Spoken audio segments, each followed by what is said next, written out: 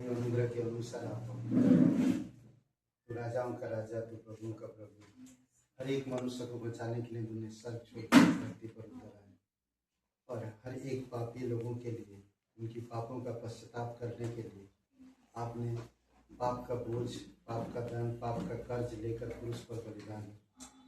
धन्यवाद देते आपने हर एक जाति, धर्म, हर प्रकार के लोगों के लिए, आप जो पीढ़ी था, जो पीढ़ी है, जो पीढ़ी आने वाली, हर एक लोगों के लिए आपने क्रूस पर बलिदान किया। इसलिए प्रभु तेरी महिमा करते, दयालु और करुणामय परमेश्वर, सारा महिमा हम तुझे देते परमेश्वर।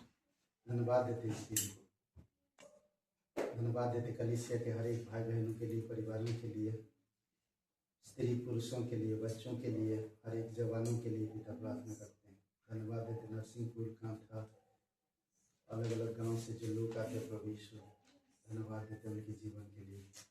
धन्यवाद इस सभा के द्वारा बातें करना पिता, धन्यवाद प्रिंस हमारे बीच में प्रभु ईश्वर, धन्यवाद देते उसके जीवन के लिए। इस सभा के द्वारा हमारे हृदय से बातें करना तेरी पवित्र आत्मा के द्वारा हम सीखना चाहते पिता, हम समझना चाहते आपकी ज्ञान में, आपकी सहभागिता में और आपके प्रेम में बढ़ना चाहते। आप हमारी मदद कीजिए। धन्यवाद देते यीशु मसीह के नाम से आमीन। जिसका दिन यहोवा ने बनाया है, हम उसमें आनंदित हो, आनंदित हो। आज का दिन यहोवा ने बनाया है, हम उसमें आनंदित हो, आनंदित हो। प्रभु को महिमा मिले, चाहे हो मेरा अपमान, वह बढ़े मैं घटूं, रहे उसी का ध्यान। आज का दिन यहोवा ने बनाया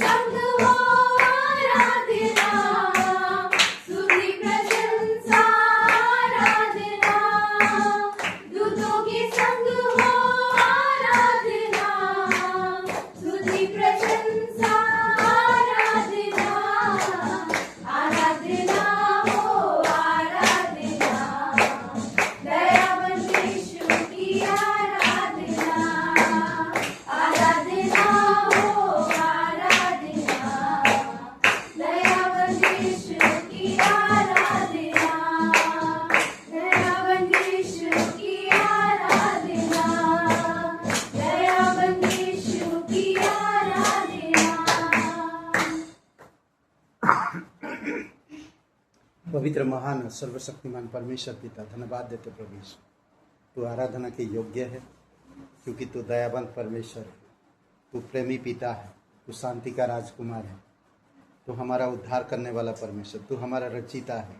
धन्यवाद देते आपकी निस्वार्थ प्रेम, आपकी अनुग्रह, आपकी दया के लिए पिता। स्वर्ग और पृथ्वी बनाने वाला, हम सभी लोगों को बनाने वाला पिता, धन्यवाद देते। हमें बुराई में तू देख नहीं सका, बल्कि स्वर्ग की पवित्र आसन को छोड़कर तू इस धरती पर उतर आया और हमें उस पवित्र स्थान में लाने के लिए तू हमारी पापों का सजा उठा लिया। इसलिए प्रभु तेरी महिमा करते, धन्यवाद देते। तू जीवित परमेश्वर है, धन्यवाद देते। तू हर एक लोगों से प्यार करता है और उन्हें बचाने के लिए तूने क्रूस पर वो बलिदान हुआ। धन्यवाद देते प्रभु यीशु।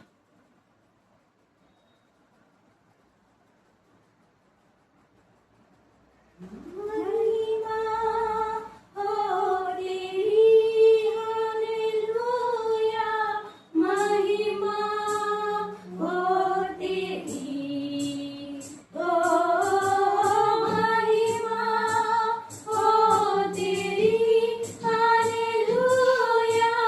महिमा हो तेरी,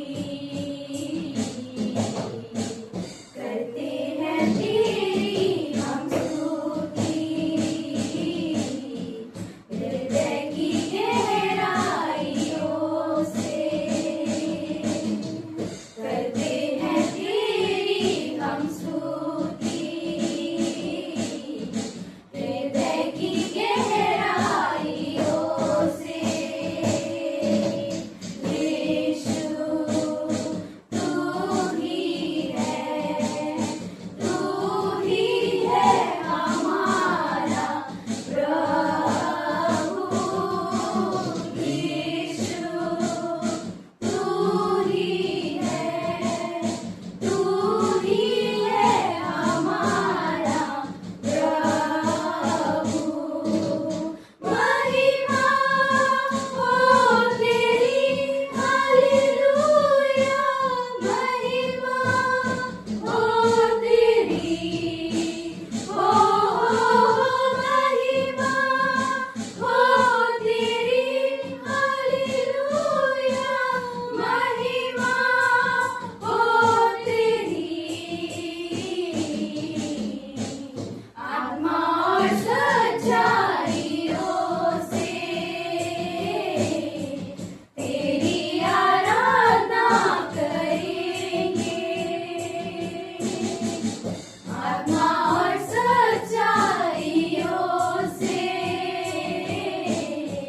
तेरी आराधना करेंगे।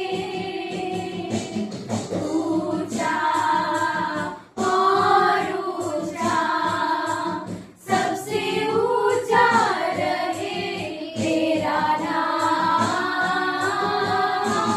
ऊंचा और ऊंचा, सबसे ऊंचा रहे तेरा नाम।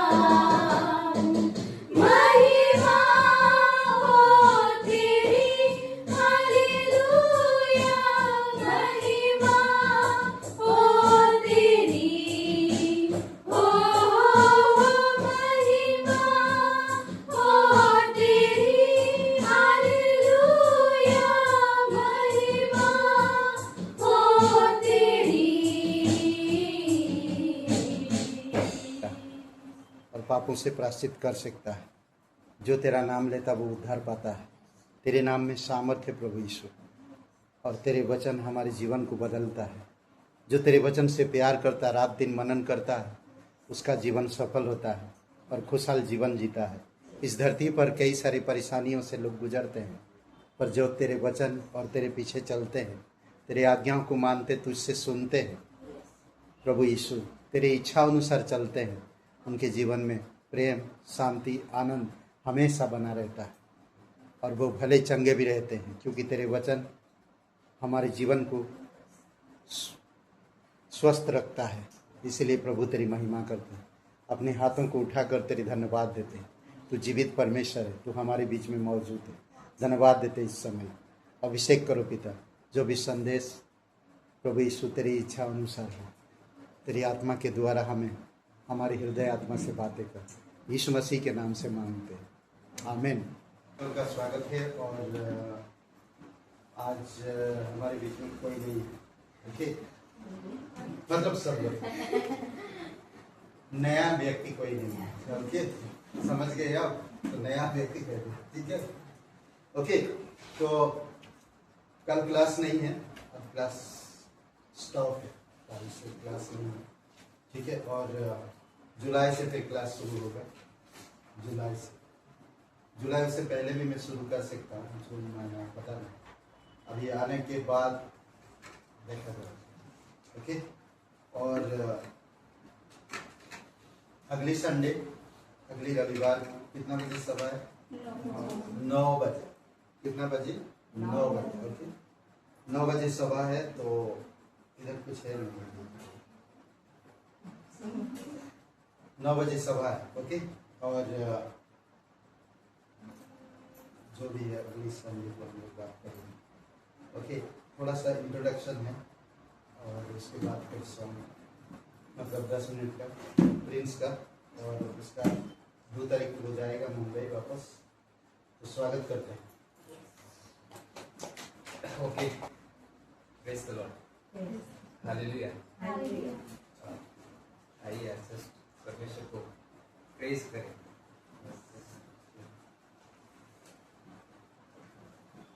ओके, आइए हम पहले तो प्रार्थना करते हैं कि हमारे स्वर्गीय पिता, हम आपका धन्यवाद देते पिता परमेश्वर, आपके नाम को हम महिमा करते पिता, आपके नाम को ऊंचा उठाते पिता परमेश्वर, धन्यवाद करते हैं आज के दिन के लिए पिता, जो आपने हमारे जीवन में दिया, उसके हम धन्यवाद देते पिता परमेश्वर। आप जो है हमको मदद करते, सहायता करते, उसकी हम धन्यवाद देते पिता परमेश्वर, धन्यवाद करते पिता आज के वचन के द्वारा पिता हमसे बात करना पिता परमेश्वर, धन्यवाद करते एक अद्भुत समय जो आपने दिया, उसके हम धन्यवाद देते पिता।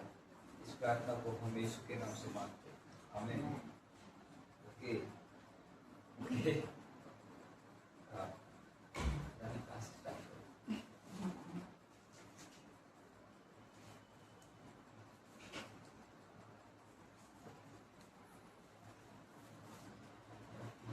हमारे डेली लाइफ में, दैनिक जीवन में हम जो भी काम करते रहे, जॉब करते, अलग अलग काम करते, कॉलेज करते, पढ़ाई करते रहे, बहुत अलग अलग काम करते, तो हमारे जीवन में आई मीन जब तकलीफ आती है तब हम पुकारते, राइट, मदद के लिए बुलाते कि हे परमेश्वर, राइट, ऑफ कोर्स, हे मेरे परमेश्वर, तुम मेरे को मदद करो, सहायता करो, राइट। हम जो भी तकलीफ में रहते, मुश्किल में रहते, राइट। तो आपने सभी आई मीन बाइबल में बहुत अच्छे अच्छे चरित्र हैं, राइट, कैरेक्टर है, दाऊद राजा है, अब्राहम है, और सबसे अच्छे तो यीशु मसीह, राइट, और मूसा है, और सुलेमान, रूथ, नयोमी, और बहुत ही अच्छे से कैरेक्टर है। उनके सभी के जीवन में आई मीन तकलीफें आई, परेशानी आई, राइट, और उन्होंने पुकारा परमेश्वर, और परमेश्वर ने है जो उत्तर दिया, राइट। तो मेरा एक जो आज मैं सुबह पढ़ रहा था, तो बहुत अच्छा एक कैरेक्टर, सब आई थिंक परिचित ही होंगे, फेमिलियर होंगे उस कैरेक्टर से, पॉल, राइट। रोमियो के 7वें अध्याय में पौलुस जो है वहाँ पे बताता है कि शुरुआत में वो बताता है पाप के बारे में, नियम के बारे में, व्यवस्था के बारे में, फिर आगे जाके जब आप पढ़ोगे और लास्ट में आप पढ़ते हो 19, 20, 21, 22, 23 और 25 तक, राइट, पौलुस जो है वहाँ पे एक दुविधा में मदद के लिए पुकार रहा है, राइट, एक तकलीफ में बोल सकते हैं, तकलीफ में, राइट। और वो तकलीफ क्या है? लेट्स पढ़ते हैं रोमियो का 7वां अध्याय।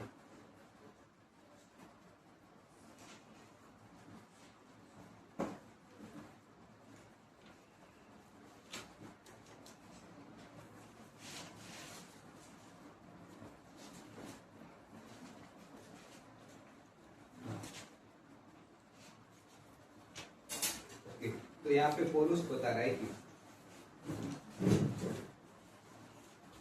वर्ष 5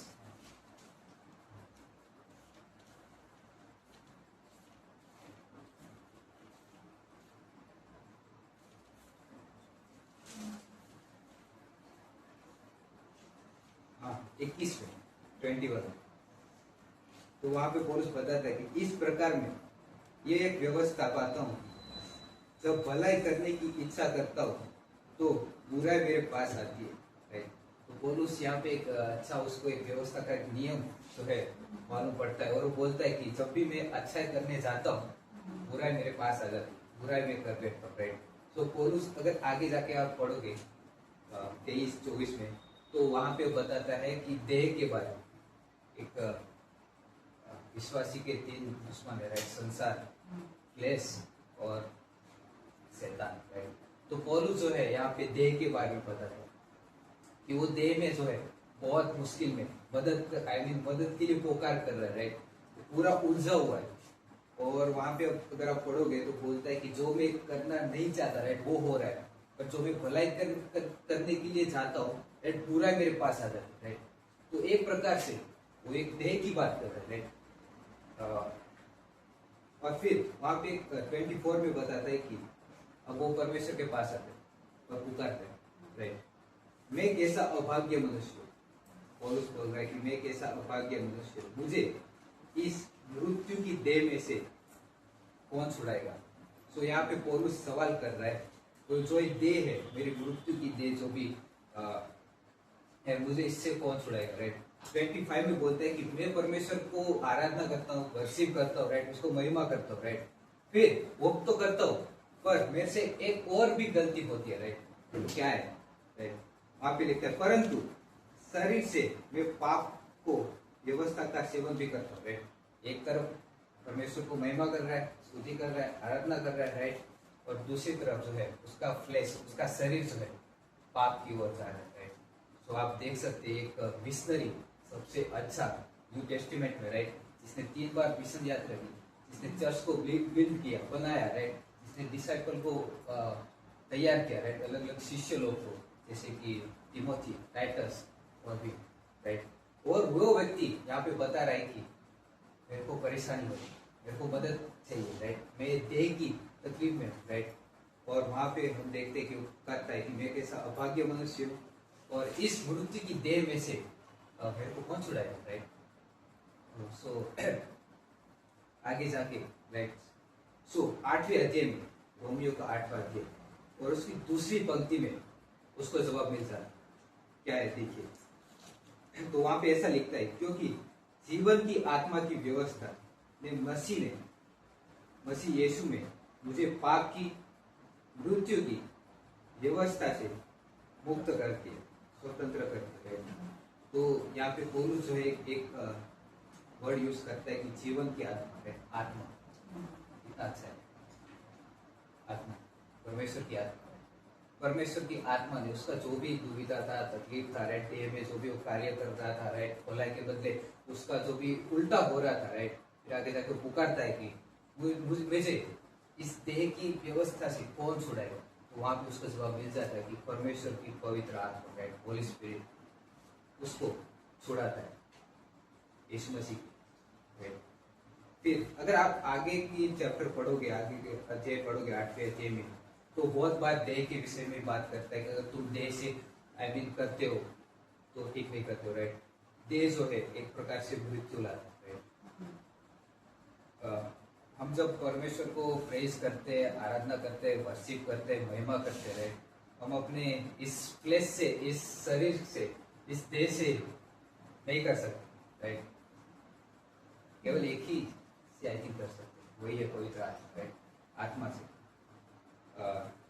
क्या वर्ष 11 में, 11 में, 15 में और 22 में पौलुस जो है आत्मा के बारे में बताता है। जब उसने जाना, राइट, कि इस देह में से मेरे को कौन मुक्त करेगा, और उसको किया भी, राइट, पवित्र आत्मा ने, तो वो और भी जगह पे बहुत बार पवित्र आत्मा के बारे में बात करता है। गलीशियंस के 5:20 में पवित्र आत्मा के फल के बारे में बात करता है। उसी 4थे अध्याय में वो बोलता है, कोई पवित्र आत्मा के बारे में बताता है कि पवित्र आत्मा को हम और प्रसन्न केवल परमेश्वर को हमारे पवित्र आत्मा से ही कर सकते, राइट। तो पौलुस जो है यहाँ पे राइट दुविधा में था, एक मदद की पुकार कर रहा था, राइट, पर परमेश्वर ने उसको एक प्रकार से उत्तर दिया, राइट, अपने पवित्र आत्मा से, राइट। सो पवित्र आत्मा के बारे में और क्या बोलते हैं? 11 में बहुत अच्छा बोलते हैं कि आपका 11 में, हाँ, यदि उसी का आत्मा जिसने यीशु को मरे हुए में से जी उठाया, राइट, वही आत्मा क्या है, हम में बसा हुआ, राइट। जिस आत्मा ने यीशु मसीह को तीसरे दिन जी उठाया, राइट, वही आत्मा, सेम स्पिरिट। कोरिन्थियों की किताब में लिखा हुआ है कि हम एक ही आत्मा से क्या है, मिलाए गए, राइट। तो वही आत्मा हम सब में, राइट। ओके, तो माय पॉइंट ये है कि हमारे जीवन में भी हम देह से बहुत बार कार्य कर सकते हैं, राइट। हो जाता है, मिस्टेक हो जाती है, भूल हो जाती है, राइट, हमारे जीवन में। जैसे पौलुस यहाँ पे दुविधा में है, तकलीफ में है, राइट, मदद की पुकार कर रहा है, राइट। बट हमारे सबसे अच्छी बात यह है कि हमारे पास जो है पवित्र आत्मा, होली स्पिरिट है, राइट, जो हमको क्या अगुवाई करता है, गाइड करता है, लीड करता है, राइट। पवित्र आत्मा के जब शिष्य लोग को मालूम हुआ कि यीशु मसीह जा रहे हैं, राइट, यीशु मसीह जा रहे हैं, उनको कौन हमारे साथ रहेगा, राइट। तो यीशु मसीह ने उसको अपना क्या बोलते हैं, हेल्पर दे दिया, राइट। मैं जा रहा हूँ पर तुमको अकेला नहीं छोड़ूंगा, राइट, और मैं तुमको अपना सहायकारी देते जाता हूँ, राइट। और फिर प्रेरितों के काम पहले, दूसरे, तीसरे अध्याय में हम देखते हैं कि आने वाले समय में कलीसिया कैसे एकजुट होकर प्रार्थना करती है। पीटर जो है कैसे 3000 को प्रचार करता है, राइट, किसके सामर्थ्य से, राइट, देह के बिल्कुल नहीं, बट पवित्र आत्मा से, राइट। सो परमेश्वर को महिमा करना, परमेश्वर को प्रेज करना, परमेश्वर के वचन को जब भी हम मेडिटेट करते हैं, मनन करते हैं, राइट, हम जो भी करते हैं, राइट, हम अपनी देह से, अपने फ्लेश से कभी नहीं कर पाएंगे, राइट। बट पवित्र आत्मा जो है हमको मदद करता है, राइट। जरूबाबेल को भी परमेश्वर बोलता है, तुम अपने सामर्थ्य से, तुम अपनी शक्ति से कुछ भी नहीं कर पाओगे, राइट। बट जब मेरा आत्मा तुम में आएगा, राइट, तुम सब कुछ कर पाओगे, राइट। तुम्हारा जो भी तुम मंदिर बना रहे हो वो तुम बना पाओगे, राइट, थ्रू मेरे जरिए, राइट, मेरे जरिए। तो लेट्स उस पवित्र आत्मा को हम धन्यवाद दें, राइट। हेल्पर जो परमेश्वर ने, यीशु मसीह ने हम सभी को दिया है, राइट। उसके सहारे हम परमेश्वर को महिमा कर सकते हैं, परमेश्वर को वर्शिप कर सकते हैं, उसके सहारे हम वचन को जो है सीख सकते हैं, समझ सकते हैं, राइट।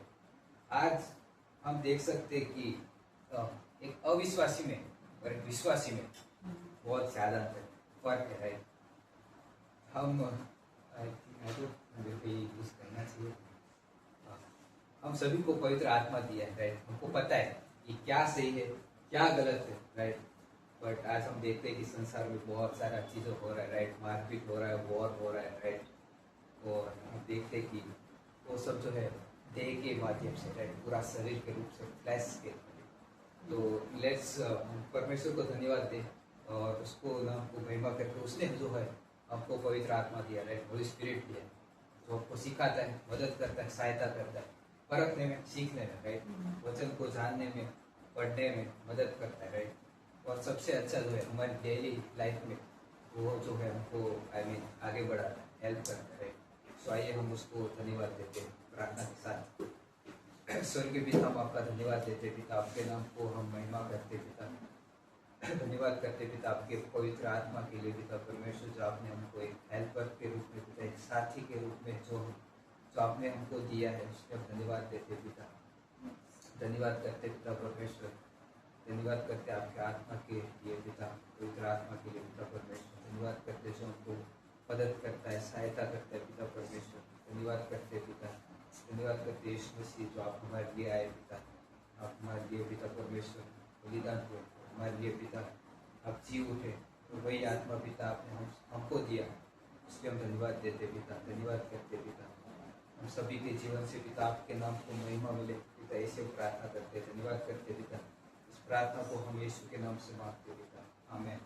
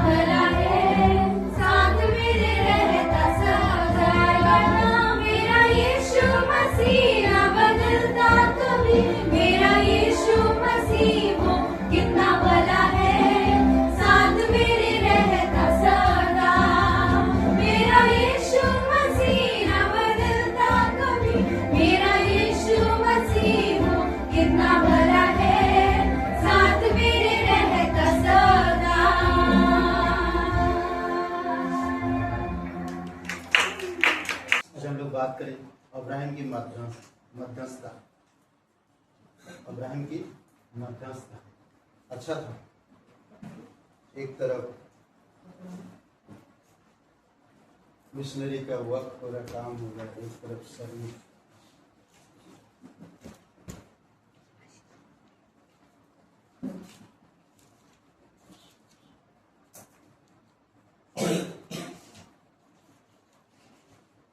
ओके, कोई एक जन पढ़ सकते? उत्पत्ति 18:82-33।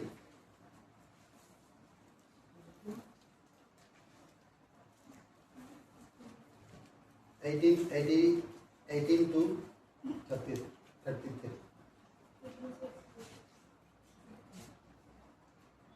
उत्पत्ति का 18 हवा लग रही? थोड़ा उधर नहीं तो ओके। उत्पत्ति 18 से 35। ओके, कोई एक जन पढ़ेंगे तो अच्छा है, पढ़ सकते कोई। इब्राहिम से तो एक महान और शक्तिशाली जात उत्पन्न होगी और उसी के द्वारा संसार की सब जातियां आशीष पाएंगी, क्योंकि मैंने उसे इसलिए चुना है कि वह अपने बच्चों और घराने को जो उसके पीछे रह जाएंगे आज्ञा दे कि वे धार्मिकता और न्याय के काम करते हुए यहोवा के मार्ग पर स्थिर बने रहे, जिससे कि जो वचन यहोवा ने इब्राहिम के विषय कहा है उसे पूरा करे। फिर यहोवा ने कहा, वास्तव में सदोम और अमोरा की चिल्लाहट बढ़ गई है और उनका पाप अत्यंत गंभीर हो गया है। मैं उतर कर देखूंगा कि जैसी चिल्लाहट मुझ तक पहुंची है, क्या उन्होंने ठीक उसी के अनुसार किया है? यदि नहीं तो मैं जान जाऊंगा। तब वे पुरुष वहां से मुड़कर सदोम की ओर गए, परंतु इब्राहिम तब भी यहोवा के सम्मुख खड़ा रहा। फिर इब्राहिम ने समीप आकर कहा, क्या तू सचमुच दुष्टों के साथ धर्मियों का भी नाश करेगा? कदाचित नगर में 50 धर्मी जन हो, क्या फिर भी तू उन्हें नाश कर देगा? क्या उन 50 धर्मियों को जो उसमें हैं बचाने के लिए उस स्थान को सुरक्षित न छोड़ेगा? यह बात तुझसे दूर रहे कि दुष्टों के साथ धर्मियों का नाश करके धर्मियों और दुष्टों को एक समान करे। ऐसा करना तुझसे दूर रहे। क्या समस्त पृथ्वी का न्यायी उचित न्याय न करे? तब यहोवा ने कहा, यदि मुझे सदोम नगर में 50 धर्मी ही मिल जाए तो मैं उनके कारण सारे स्थान को छोड़ दूंगा। इब्राहिम ने उत्तर देते हुए कहा, देख, यद्यपि मैं धूल और राख सदृश हूँ, फिर भी मैं प्रभु से बात करने का साहस कर रहा हूँ। यदि उन 50 धर्मियों से 5 काम हो जाए तो क्या तू उन 5 के कारण सारे नगर को नाश करेगा? उसने कहा, यदि मुझे वह 45 ही मिल जाए तो नाश न करूँगा। उसने उससे फिर कहा, यदि वह 40 भी मिले तो? उसने कहा, मैं उन 40 के कारण भी ऐसा नहीं करूँगा। तब उसने कहा, हे प्रभु, तू क्रोधित न हो तो मैं आगे कहूँ। यदि वह 30 मिले तो? और उनसे कहे, यदि मैं वहाँ 30 ही पाऊँ तो ऐसा नहीं करूँगा। और उसने कहा, देख, मैंने अपने प्रभु से बात करने का साहस किया है। यदि वहाँ 20 ही मिले तो? उनसे कहा, मैं उन 20 के कारण उसे नष्ट नहीं करूँगा। तब उसने कहा, हे प्रभु, यदि तू क्रोध ना करे तो मैं अंतिम बार कहूँ, कदाचित वहाँ 10 ही मिले तो? उनसे कहा, मैं उन 10 के कारण भी उसे नष्ट नहीं करूँगा। इब्राहिम से बात पूरी करके यहोवा वहाँ से चला गया और इब्राहिम अपने स्थान पर लौट आया। पिता परमेश्वर, प्रभु यीशु मसीह, हम धन्यवाद देते, आपकी स्तुति महिमा करते। तेरा गौरव है पिता, तेरी महिमा है। सारी सृष्टि को तू बनाया है और हर एक लोगों को तू संभालता है, अच्छे बुरे दोनों को तू देखता है। तू जिस पर दया करना चाहता उस पर दया करता है, जिस पर करुणा करना चाहता उस पर करुणा करता है, जिसको चुनता है, जिसको बुलाता है, किसी को उठाता है, किसी को घटाता है। प्रभु यीशु, तेरे हाथ में है, जीवन और मृत्यु तेरे पास है। तू सारे सृष्टि को संभालता तेरे वचन के द्वारा। अभिषेक करो, बात करो पिता हमारे हृदय आत्मा से इस वचन के द्वारा, यीशु मसीह के नाम से मांगते, आमीन। ओके, मैं बहुत जल्दी जाऊंगा, खत्म करेंगे थोड़ा जल्दी, ठीक है। मतलब क्लास नहीं है, सभा क्लास की तरह में बोल रहा हूँ। एनीवे ओके, तो यहाँ पर अब्राहिम के द्वारा परमेश्वर धर्मी जाति को पृथ्वी पर बढ़ाना चाहता था, पर सदम और गमोरा की उत्पात दुष्टता बढ़ गया था, तो वो बर्दाश्त नहीं हो रहा था परमेश्वर से, और परमेश्वर उस शहर को नाश करना चाहता। देखेंगे 18 वचन में कहता है कि अब्राहिम से तो निश्चय एक बड़ी और सामर्थ्य जाति उपजेगी और पृथ्वी की सारी जातियां उसके द्वारा आशीष पाएगी, क्योंकि मैं जानता हूं कि वह अपने पुत्र और परिवार को जो उसके पीछे रह जाएंगे आज्ञा देगा कि वो यहोवा के मार्ग में अटल बने रहेंगे और धर्म और न्याय करते रहे, ताकि जो कुछ यहोवा ने अब्राहिम के विषय में कहा है उसे पूरा करे ना। उत्पत्ति के 12 अध्याय में कहा उसे भी पूरा करेगा। 20 अध्याय 20 वचन में कहता, फिर यहोवा ने कहा सदम और अमोरा की चिल्लाहट बढ़ गई और उनका पाप बहुत भारी हो गया, इसलिए मैं उतर कर देखूंगा कि उनकी जैसी चिल्लाहट मेरे कान तक पहुंचती है। उन्होंने ठीक वैसा ही काम किया कि नहीं, और ना किया हो तो मैं उसे जान लूंगा। ओके, तो डॉक्टर जोसेफ पार्कर सदम और उसके लिए अब्राहिम की प्रार्थना और परमेश्वर उसके पाप के ज्ञान के संदर्भ में कहते हैं। ये डॉक्टर साहब बताते 4 बातें बताते हैं। ये 4 बातें कहते हैं कि विचार करने के लिए 4 मुख्य महान तथ्य है ना। उन्होंने कहा जोसेफ पार्कर, पहला, परमेश्वर शहर की नैतिक दशा की जांच पड़ताल करता है। शहर की जो नैतिक दशा है या अनैतिकता, दोनों चीजों वो नैतिक ध्यान देता है। नैतिक का मतलब कि न्यायपूर्वक जो काम करते, जो देश, जो शहर, तो उस पर ध्यान देता है। कोई भी हो सकता है, अगर अविश्वासी है तो नैतिक न्यायपूर्वक काम करना चाहिए। उनके अंदर सच है, झूठ का सहारा नहीं लेते, वो घूस नहीं लेते, कई सारे ना। ये विश्वासी नहीं हो सकते, कई बार विश्वासी भी नहीं है, पर नैतिकता से काम करते। उनके अंदर एक भय है, ओके, न्यायपूर्वक काम करते हैं। और दूसरा पॉइंट में उन्होंने कहा कि गंभीर मानवीय अपील के द्वारा परमेश्वर तक पहुंचा जा सकता है। गंभीर अपील के द्वारा, कई बार देखेंगे आप एप्लीकेशन लिखते हैं, आप एप्लीकेशन ऑफिस में डालते हैं, तो वो एप्लीकेशन कभी कभी सरकार तक पहुंच जाता है, सोचते भी नहीं हम लोग, करेक्ट।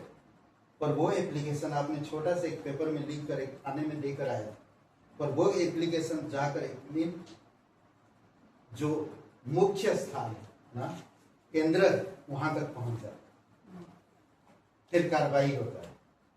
सोचिए, तो यहां पर भी उसी प्रकार वो बात कर रहा है कि एक छोटा सा प्रेम ना, एक छोटा सा शहर के लिए एक छोटा सा प्रार्थना निवेदन, कहते कि वो स्वर्ग तक पहुंचता है। गंभीर मानवीय अपील के द्वारा परमेश्वर तक पहुंचा जा सकता है। कुछ लोग अनेकों की सेवा कर सकते हैं, बहुत सारे लोग अनेकों की सेवा कर सकते हैं। ये तीसरा पॉइंट है।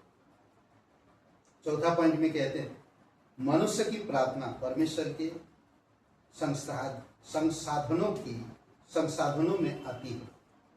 मनुष्य की प्रार्थना परमेश्वर के संसाधनों में आती है। ये 4 बातें उन्होंने बताया। यहाँ पर हम देखते हैं कि परमेश्वर एक शहर को नष्ट करना चाहता, सदम और अमोरा उतर आया स्वर्ग से उनको देखने के लिए कि सच में उनकी चिल्लाहट वाकई में मेरे कान तक पहुंचा है, तो जाकर देखता हूं कि वो शहर के लोग कैसे हैं। ओके,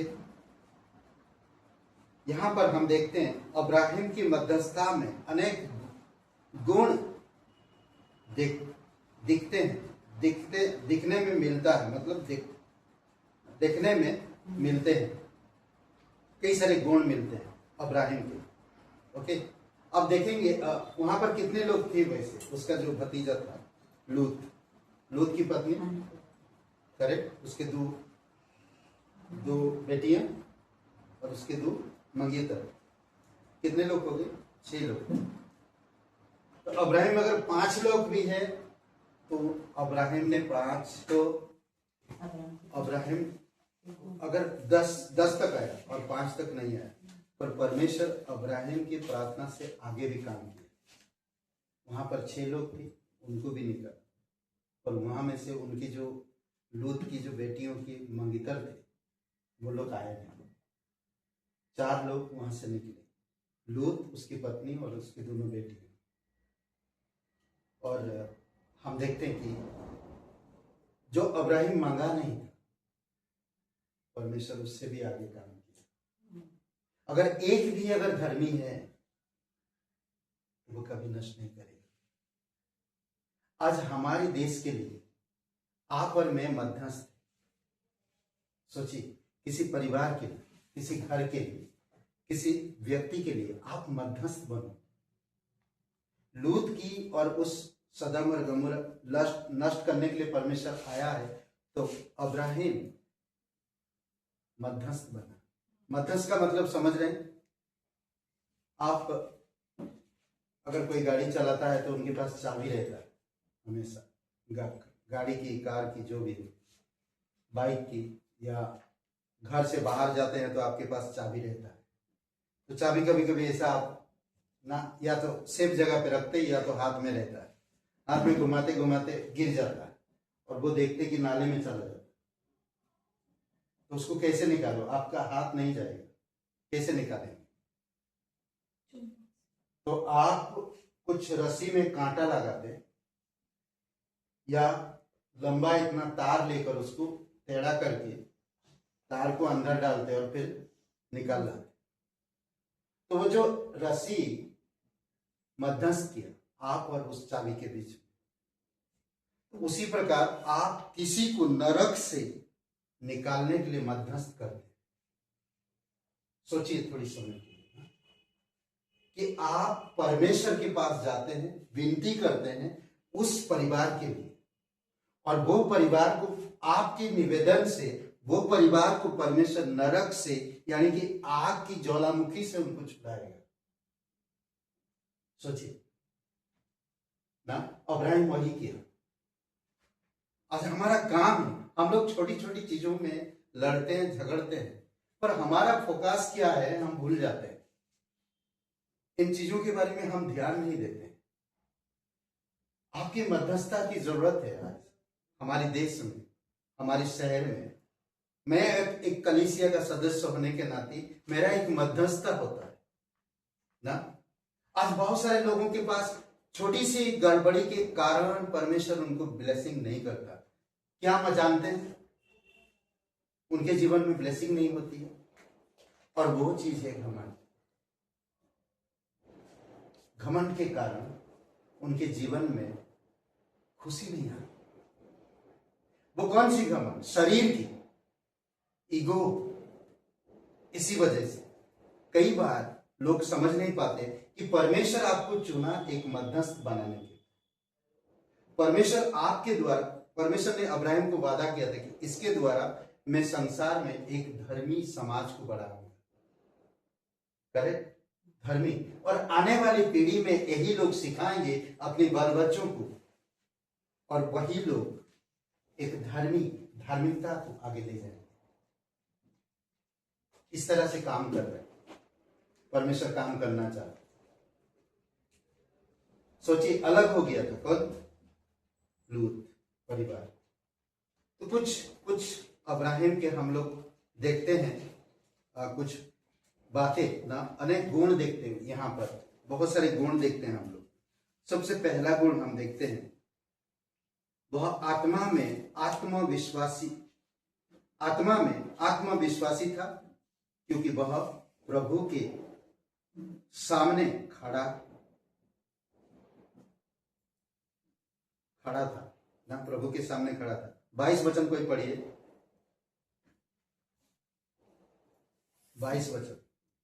तब वे पुरुष वहां से मुड़कर सदोम की ओर गए, परंतु इब्राहिम तब भी यहोवा के सम्मुख खड़ा रहा। ओके, खड़ा है, वो डरा नहीं, खड़ा रहा, क्योंकि मालूम है वहां पर लोग हैं और वो लोगों से प्यार कर रहा है, और यहोवा आया उस शहर को नष्ट करने। आज भी आपका शहर नष्ट होगा। आज कैसा लगा था जब दोपहर को पूरा काला घटा हो, मतलब अंधेरा हो गया था, दिन दोपहर 2 बजे अंधेरा हो गया था, कैसा लग रहा था? कुछ भी हो सकता कभी भी। तो इसीलिए बहुत इम्पोर्टेंट है कि हमें मध्यस्थ बने, बहुत जरूरी है। मध्यस्थ बहुत इम्पोर्टेंट, करेक्ट, मध्यस्थता। आज जानते हैं पवित्र आत्मा यीशु मसीह और आपके बीच में है। ये बहुत जरूरी है कि हमको समझना। दूसरी बात वो कहता है, वह अपने निवेदन में सुस्पष्ट था, क्योंकि उसने प्रार्थना किया कि उनमें रहने वाले धर्मियों के कारण सदम नाश होने से बचाया जा सकता है। 23 से 25 वचन समझ रहे हैं? वहां पर धर्मी होने के कारण सदम बचाया जा सकता है। आज कितने सारे लोग हैं नरक की तरफ बढ़ रहे हैं, आग की झील में जाने वाले हैं ना, परमेश्वर की क्रोध उनके ऊपर है। पर हम लोग क्या कर रहे हैं? मध्यस्थ कर रहे हैं। हमें आना चाहिए, प्रार्थना करना चाहिए, संगति करना चाहिए, हमें उन लोगों के लिए घुटने में आना चाहिए। परमेश्वर करेगा। कई बार आज लोग अपनी, मैं बोल रहा हूं, कई बार बहुत सारे ऐसे लोग हैं छोटी छोटी बातों को लेकर अपनी तरीका बदल देते हैं। हमें परमेश्वर की बड़े दर्शन को देखना चाहिए, बड़े दर्शन। परमेश्वर बहुत लोगों से प्यार करता है और चाहता है कि वो मध्यस्थ बने ना, मध्यस्थ करे। जैसे और परमेश्वर के दोस्त बनना, परमेश्वर की दोस्त बनना। कैसे बनेंगे दोस्त? अब्राहम दोस्त बना। क्यों? जब हम उसको सुनते हैं, पालन करते हैं और वैसे चलते हैं, तो हम दोस्त बनेंगे। और परमेश्वर अचानक कहेगा कुछ चीजें आपके जीवन में, तो वो करो, तो परमेश्वर की दोस्त बन पाएंगे। विश्वास में चलो, मध्यस्थ करो, परमेश्वर की इच्छा को समझो ना। 23-24 वचन पढ़िए, 23-24। फिर इब्राहिम ने समीप आकर कहा, क्या तू सचमुच दुष्टों के साथ धर्मियों का भी नाश करेगा?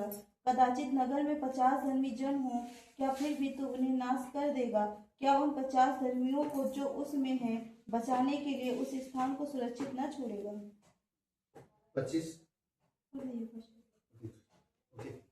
तो क्या कह रहा? अगर 50 भी लोग अगर धर्मी हो, क्या आप नाश कर देंगे? देखिए अब्राहम कैसे बातें कर रहा परमेश्वर। आज आपको मैं भी, हमारी व्यक्तिगत जीवन परमेश्वर के साथ होना चाहिए। कई बार हम लोग नहीं कर पाते व्यक्तिगत जीवन।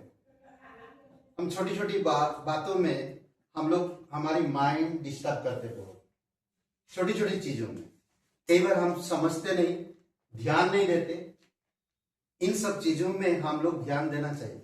मैं एक मध्यस्थ कर रहा हूं ना, मैं एक मध्यस्थ कर रहा हूं, मुझे एक मध्यस्थ होना है। अगर मेरा क्या चला जाएगा? अगर मैं थोड़ा सा नम्र हो जाता तो मैं क्या चला जाएगा? अगर मैं थोड़ा सा माफी मांग लूं तो क्या चला जाएगा? अगर मैं थोड़ा सा झुक जाऊं तो क्या चला जाएगा? सोचिए, कुछ जाएगा? जो परमेश्वर पूरी तरह से स्वर्ग छोड़कर इस धरती पर उतर आया, तो सोचिए हम लोग थोड़ा सा झुक नहीं पाते। परमेश्वर घमंड कर सकता था क्योंकि वो पवित्र है। परमेश्वर घमंड कर सकता था क्योंकि वो धर्मी। परमेश्वर घमंड कर सकता क्योंकि उसके पास जीवन है। परमेश्वर घमंड कर सकता क्योंकि उसके पास हर चीज का सॉल्यूशन है। मेरे पास कोई चीज का सॉल्यूशन नहीं, फिर भी मैं घमंड में हूं। मेरे पास किसी को जीवन देने के लिए कोई उपाय नहीं, फिर भी मैं घमंड करता हूं। मेरे पास, मैं कभी भी कहीं पर भी मैं इतना कमजोर हूं, धूल की किनको की समान हो तो मैं कैसे घमंड करूं? सोचिए, आज लोग डिंग मारते, घमंड करते, अपने आप को दिखाते हैं कि मैं कौन हूं, कैसा हूं। कभी कभी बहुत दुख होता है ऐसे लोगों के बारे में जब विचार करते हैं। 25-26 दोबारा पढ़ो कोई एग्जाम।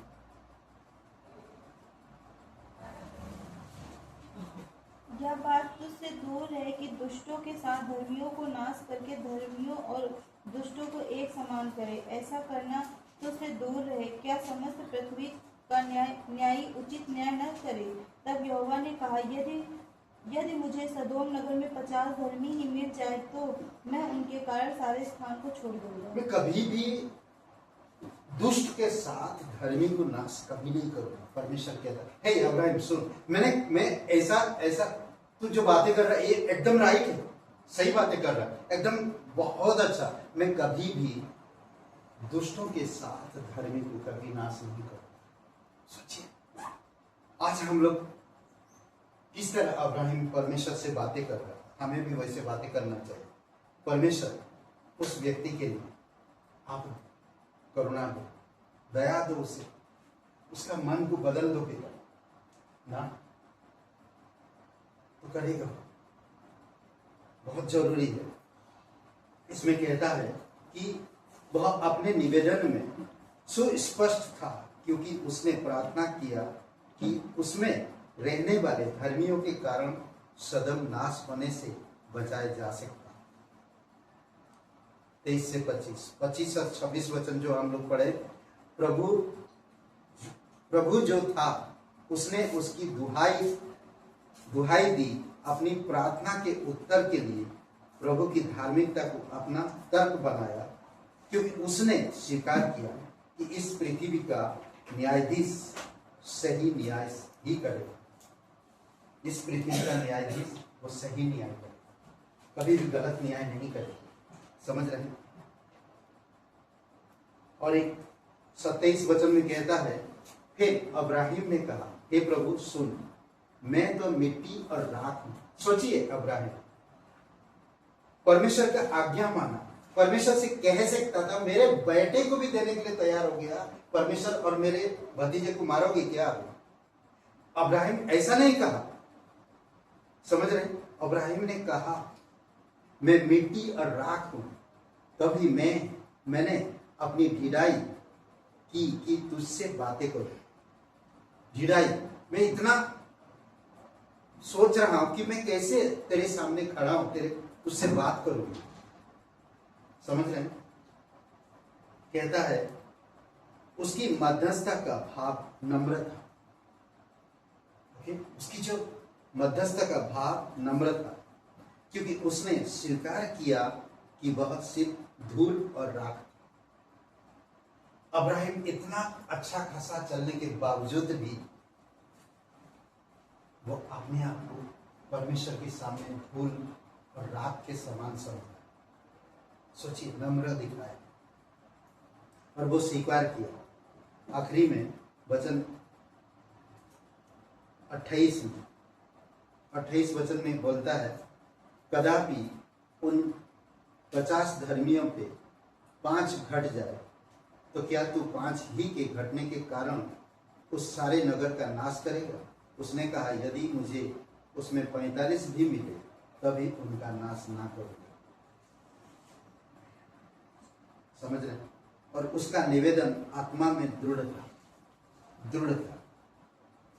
और तभी वह अपनी निरंतरता में असफल हो गया क्योंकि उसके पूर्व की प्रभु अपना देना बंद करे। उसने अपनी मध्यस्थता छोड़ दी। 32 और 33 वचन पढ़िए। उसमें कहता, आगे मांगना छोड़ दिया उसने। फिर उसने कहा, हे प्रभु क्रोध ना कर, मैं एक ही बार और कहूंगा, कदापि उसमें 10 मिले। उसने कहा, तो मैं 10 के कारण भी उनका नाश ना करूंगा। तब यहोवा अब्राहिम से बातें कर चुका। अब जब यहोवा अब्राहिम से बातें कर चुका तब चला गया और अब्राहिम अपने घर को लौट गया। अरे अब्राहिम निरंतर जारी रख, और एक वहां पर अगर एक मिले तो पूछता, मगर वो पूछा। वहां पर 5 मिले तो पूछना चाहिए। करेक्ट। मुझे लगता है अब्राहिम को अब यकीन हो गया परमेश्वर धर्मी रहते हुए अगर कोई शहर में धर्मी है तो वो नाश नहीं करेगा। करेक्ट। तो मध्यस्थता, आज आप और मेरे बीच में प्रभु यीशु मसीह मध्यस्थ करता है। स्वर्ग में विराजमान है, फिर भी मध्यस्थ करता है। आज किसी के लिए प्रार्थना करो, आप मध्यस्थ बनो, परमेश्वर ब्लेसिंग करेगा। अब देखेंगे अब्राहिम के जीवन से यहाँ पर कई सारे गुण परमेश्वर के सामने वो कैसे ना बातें कर रहा है। आप भी अपने परमेश्वर के साथ एकांत में बातें कर सकते, अकेले में समय बिता सकते। आप करो अकेले में परमेश्वर के साथ समय दो ना, अपनी धन संपत्ति, जॉब या अपनी पढ़ाई या अपनी करियर के लिए नहीं, बल्कि परमेश्वर को मुझे चुना है, मैं एक अच्छा मध्यस्थ बन सकूं। परमेश्वर के साथ समय बिताओ। जब जो आप परमेश्वर के साथ समय बिताओगे वो समय आपसे कोई छीन जाएगा, कोई नहीं छीन सकता। हे मार्था, तू बहुत सारे बातों में चिंतित है, पर तेरी बहन जो जगह चुन ली है उसे कोई नहीं छीन सकता। मार्था की तरह प्रभु के चरणों पर आ जाओ, अब्राहिम की तरह परमेश्वर से बातें करो, दाऊद की तरह अपने गीतों में परमेश्वर का बयान करो ना। वो एकांत में दुख के समय, निराशा के समय, पाप के समय, हताश के समय, दुश्मन के विरोध के समय वो गाना गा के परमेश्वर की महिमा करे। सोचिए, हमें वैसे करना चाहिए। इस संसार की छोटी छोटी चीजों में लड़ते झगड़ने से बेटर है परमेश्वर में चीजों में बढ़ो। परमेश्वर ब्लेसिंग करे। आइए प्रार्थना करते हैं। पिता परमेश्वर प्रभु यीशु से धन्यवाद देते, आपकी स्तुति महिमा जीवित और पराक्रमी परमेश्वर, सारा आदर सारा गौरव तुझे देते हैं। धन्यवाद देते प्रभु यीशु। जो भाई बहन आप नहीं जानते, परमेश्वर इस जीवन के अंत के बाद कहाँ आनंद बिताएंगे, परमेश्वर आपसे प्यार करता है। परमेश्वर ने कहा है, पवित्र बाइबल में कहता है, यूहन्ना की रचित सुसमाचार में यीशु मसीह ने कहा, परमेश्वर ने जगत से ऐसा प्रेम किया कि उसने अपना इकलौता बेटे को दे दिया, ताकि जो कोई उस पर विश्वास करे वो नाश ना हो परंतु अनंत जीवन पाए। आगे क्या वचन कहता कि परमेश्वर अपने बेटे को इस जगत के न्याय करने के लिए नहीं भेजा था, बल्कि उद्धार करने के लिए भेजा, ताकि जो कोई उस पर विश्वास करे वो उद्धार पाए। आज अगर आप उद्धार पाना चाहते हैं, हम पापी होने के कारण हम परमेश्वर के पास नहीं जा सकते। कितने भी हम अच्छे कर्म करें, कितने भी हम इस समाज सेवा करें, कितने भी हम धर्म की काम करें इस संसार में, परमेश्वर कभी भी एक्सेप्ट नहीं करेगा। इफिसियों का 2:8 और 9 वचन में कहता है, हमें विश्वास करना पड़ेगा। यीशु मसीह आपकी हर एक काम पूरा किया, उस पूरा हुए कार्य पर यकीन करना पड़ेगा। यीशु मसीह आपसे प्यार करता है, आपके पापों के लिए क्रूस पर बलिदान हुआ, कब्र में गया और तीसरे दिन जी उठा। आप मेरे साथ एक प्रार्थना करिए, आंखें बंद करिए। सबकी आंखें बंद है, सबकी सर झुका हुआ है। आप भी आंखें बंद करके ये प्रार्थना मेरे साथ करिए, सच्चे दिल से, सच्चे मन से कहिए, हे यीशु, मैं जानता हूँ मैं एक पापी इंसान, मैं खुद को नहीं बचा सकता। मैं धन्यवाद देता, तू मेरे पापों के कारण क्रूस पर बलिदान हुआ, हर एक मेरे पापों का दर्द अपने ऊपर लिया। यीशु मुझे माफ कर दीजिए, मेरे हृदय में मुझे नया जीवन दीजिए। धन्यवाद देता, विश्वास करता हूँ तेरे बलिदान पर, तेरे गाड़े जाने पर, तेरे जीवन पर। मुझे शरण यीशु मसीह के नाम से मांगता हूं, आमीन। नीले आसमां के पार जाएंगे, मेरा यीशु रहता वहाँ। नीले आसमां के पार जाएंगे, मेरा यीशु रहता वहाँ। हम मिलेंगे बादलों पर, हम मिलेंगे बादलों पर,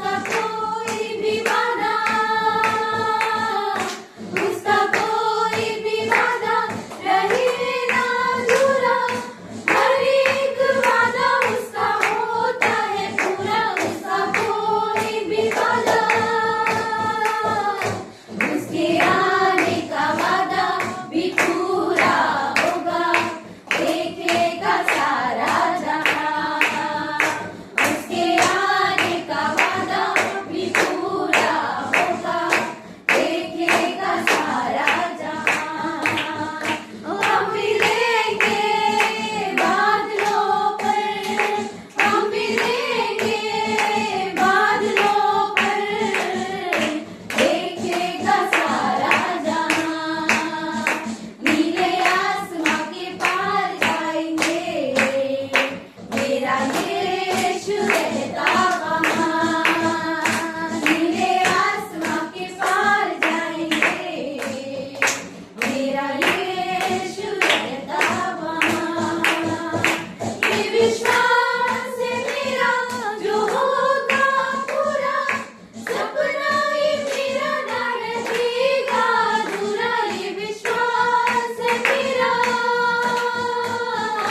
ये विश्वास है मेरा जो होगा पूरा, सपना ये मेरा ना रहेगा अधूरा। ये विश्वास है मेरा, मेरे संग हम रहेंगे अपने यीशु के, देखेगा सारा जहां। उसके संग हम रहेंगे अपने यीशु के, देखेगा सारा जहां। हम मिलेंगे बादलों पर, हम मिलेंगे बादलों पर, देखेगा सारा जहां। नीले आसमां के पार जाएंगे, मेरा यीशु रहता वहाँ। नीले आसमां के पार जाएंगे, मेरा यीशु रहता वहाँ। मेरा यीशु रहता वहाँ, ओ मेरा यीशु रहता वहाँ। पवित्र महान सर्वशक्तिमान परमेश्वर पिता में धन्यवाद हो। प्रत्येक लोगों को आप अगुवाई करो, समझ और बुद्धि दो पिता, मध्यस्थता करे और एक लोग प्रभु यीशु आज से की कलीसिया संगति में, प्रार्थना में, क्लासेस में, प्रभु यीशु अलग अलग जगह की जो भी संगति हो, प्रभु यीशु आप मदद करो। धन्यवाद हो, तेरी स्तुति महिमा करते जीवित और पराक्रमी परमेश्वर, धन्यवाद हो। यीशु मसीह के नाम से मांगते हैं।